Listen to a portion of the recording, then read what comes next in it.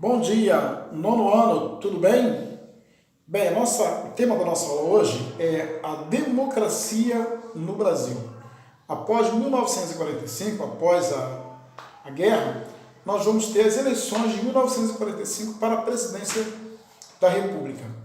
Havia três principais candidatos para a presidência das eleições de 1945. Eduardo Gomes, Eurico Gaspar Dutra e Iedo Fiuza. Okay? O brigadeiro Eduardo Gomes representava a União Democrática Nacional, a UDN, que fazia oposição a Vargas, e o general Eurico Gaspar Dutra era o candidato pelo Partido Social Democrático, PSD.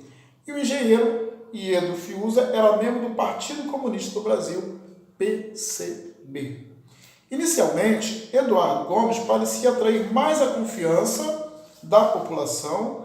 No entanto, a declaração de apoio de Vargas à candidatura de Dutra, pouco antes das eleições, contribuiu para que esse candidato vencesse com 55% dos votos. Tal fato demonstrou como Vargas ainda era presença forte na política brasileira, principalmente entre os trabalhadores, de acordo com o que era permitido pela lei eleitoral da época. Vargas conseguiu eleger-se senador pelo Rio Grande do Sul e por São Paulo, e deputado pelos seguintes estados: Rio Grande do Sul, São Paulo, Rio de Janeiro, Minas Gerais, Paraná e Bahia. Que estranho, né? Muito estranho. Mas era sim a lei eleitoral, né? Permitia que houvesse candidatura em vários outros estados. Além de ser presidente, estar no mandato, foi eleito senador, deputado aqui, deputado ali, etc. Bem, como é que foi o governo Dutra? Dutra governou o Brasil entre 46 e 51, 1946 e 1951, de forma conservadora e com intensa repressão ao comunismo no país. O PCB foi colocado na ilegalidade em 1947 e diversos políticos desse partido tiveram seu mandato cassado. Bem, no governo Dutra foi promulgada uma nova Constituição para o país em 1946, né? Determinando, entre outras medidas, que o presidente da República seria eleito por meio do voto direto e secreto para um mandato de 5 anos, então de 4 pulou para 5. Poderiam votar todos os brasileiros, alfabetizados e maiores de idade, no caso 18 anos, de ambos os sexos. Era garantido como princípio geral o direito de greve dos trabalhadores, mas um decreto-lei regulava as paralisações e trazia diversas restrições a ela. Ok? Bem, como foi um governo conservador, não houve grandes mudanças no governo Dutra, né? E aí, Vargas ele vai voltar ao poder, né? Ele ainda mantinha grande prestígio junto à população, principalmente entre a classe trabalhadora. Assim, nas eleições seguintes para presidente, realizadas em outubro de 1950, ele voltou ao poder por meio do voto. O novo governo de Vargas procurou dar continuidade ao projeto nacionalista de modernização e de desenvolvimento econômico do país. Houve grande incentivo à industrialização e foram feitos investimentos públicos na área de transporte e de energia, sendo mantido sua política trabalhista. Vamos ver alguns pontos da política desenvolvimentista de Getúlio Vargas, no segundo governo dele. Vamos lá? Bem, o que ele fez? Fundação do Banco Nacional do Desenvolvimento Econômico, BNDE, para acelerar e desenvolver o processo industrial no Brasil. Depois ele criou o Plano Nacional do Carvão, em 1953, cujo objetivo era modernizar o processo de extração de carvão para a produção de energia.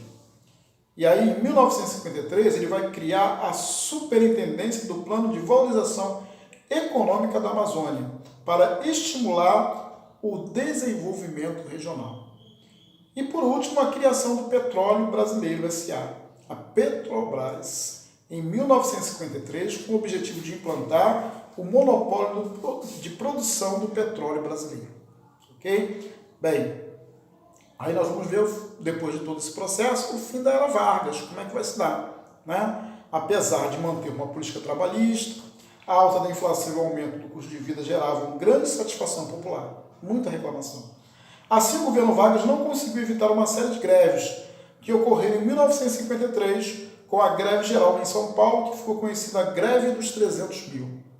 Em maio de 1954, ao conceder um aumento de 100% para o salário mínimo, Vargas provocou o descontentamento do empresariado. Assim, diversos setores como o civil e o militar fizeram oposição a ele, além de partidos como a UDN e de grande parte da imprensa. Então ele vai ganhar um inimigo chamado Carlos Lacerda, né?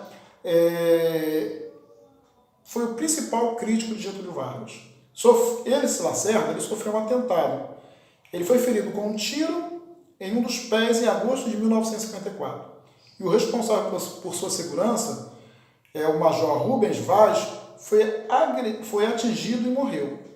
O chefe da guarda de Vargas foi o principal suspeito desse crime, né?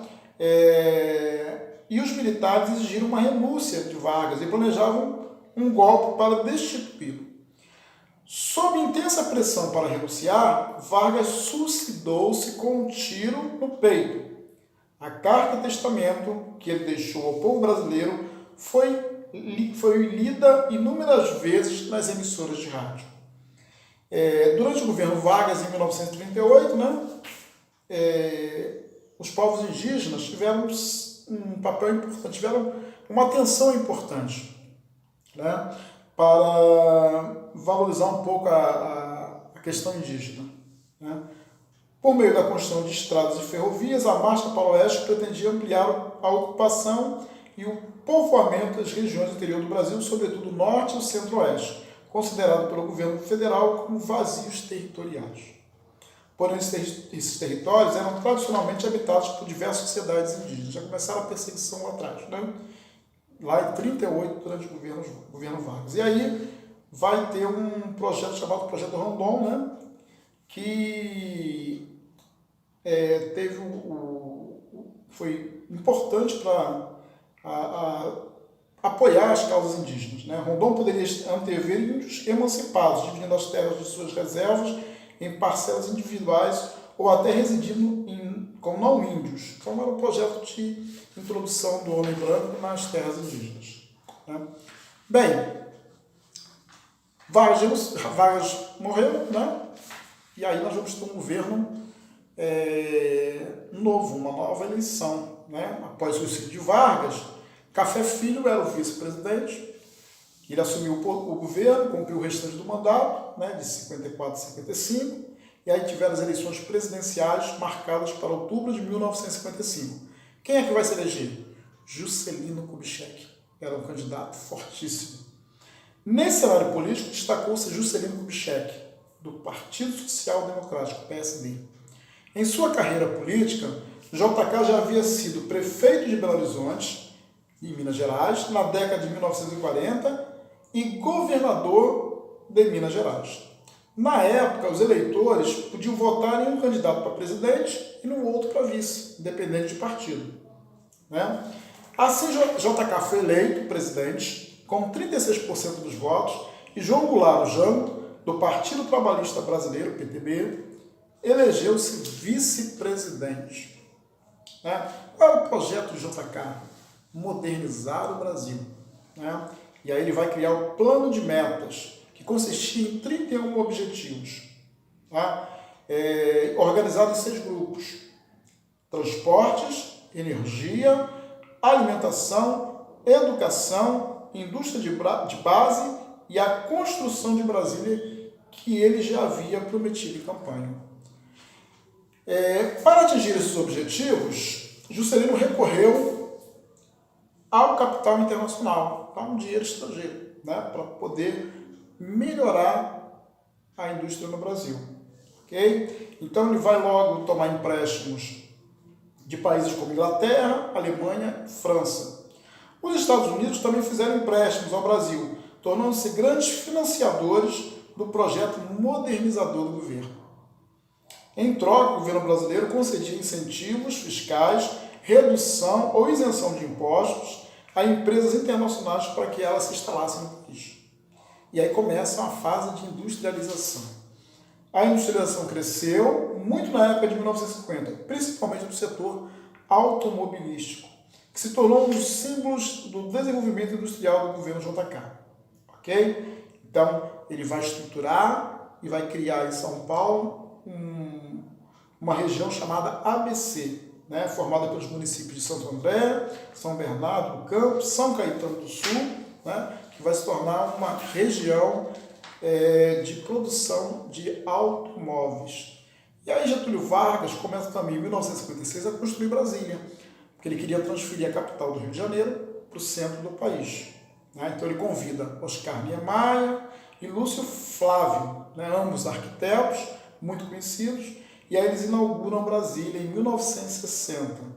Tornou-se símbolo da civilização e da modernização do país. Okay? A maior parte do investimento na construção de Brasília era originária de capital estrangeiro. Foram atraídos para o local aproximadamente 40 mil trabalhadores, que ficaram conhecidos como candangos. Desse total, 45% deles eram de origem nordestina. Então, JK era um homem moderno, né, que queria trabalhar a cultura e a sociedade. Entre as décadas de 50 e 60, a sociedade brasileira passou por intensas transformações, a arte, o esporte alcançaram projeção internacional, principalmente com a seleção brasileira. Né? Foi campeão mundial em 1954, ok? Depois em 1958 e depois em 1970, um pouco mais tarde. Okay? Aí surgiu a primeira televisão no Brasil, foi a Rede Tupi, né? Que transmitiu o primeiro programa brasileiro em setembro de 1950. Não foi a TV Globo, foi a TV Tupi. No início, os programas eram improvisados, iam ao ar, ao vivo e de maneira amadora. Né? E aí, como eu falei, em 58 o Brasil foi campeão, né? O esporte começou a aparecer, o Brasil participou das Olimpíadas, surge a bossa nova, né? Na década de 50, música como Tom Jobim, Vinícius de Moraes, João Gilberto, surge o Estado Novo, também uma coisa da época dele, e aí, com o final do mandato de Juscelino, as expectativas geradas pelo clima de otimismo não correspondiam à situação vivida pelas camadas populares, as pessoas pobres. Né? E aí vai ter eleição e nós vamos ter um candidato, né, chamado Jânio Quadros, apoiado pela UDN, que vence a eleição com 48% dos votos. Novamente, nós vamos ter um vice-presidente eleito chamado João Goulart, pelo PTB. E aí Jânio Quadros chega ao poder, né? Foi marcado por diversas contradições, ao mesmo tempo que governou uma política econômica conservadora. Jânio condecorou Che Guevara, líder comunista, com a Ordem do Cruzeiro do Sul, uma importante homenagem prestada a cidadãos estrangeiros. Além disso, tomou diversas decisões polêmicas, como proibir corrida de cavalo em dias úteis ou uso de biquíni. Jânio Quadros governou por poucos meses. Para a surpresa de todos, em 25 de agosto de 1961, ele, sem nenhuma explicação, ele resolveu renunciar ao mandato. Ele achava que ele, renunciando, as pessoas iam pedir para ele voltar, e ele voltaria com força total. Né? E após a renúncia de Jânio, quem vai assumir o poder é João Goulart. Né? Ele soube da notícia, ele estava na China, em uma viagem oficial, né? E aí, com isso, quando ele voltou, os militares não queriam que ele assumisse. Bem, ele vai assumir o poder, depois de um certo acordo, tendo como um sistema chamado de parlamentarismo, né? Que eles inventaram, né? E aí nós vamos ter Tancredo Neves como primeiro-ministro, né? Para apaziguar a situação entre Jango, que era chamado de comunista, e os militares. Né? E aí, depois de pouco mais de um ano de governo, Jango convocou um plebiscito para que o povo escolhesse o sistema de governo do país. Nesse plebiscito, a população optou pela volta do presidencialismo.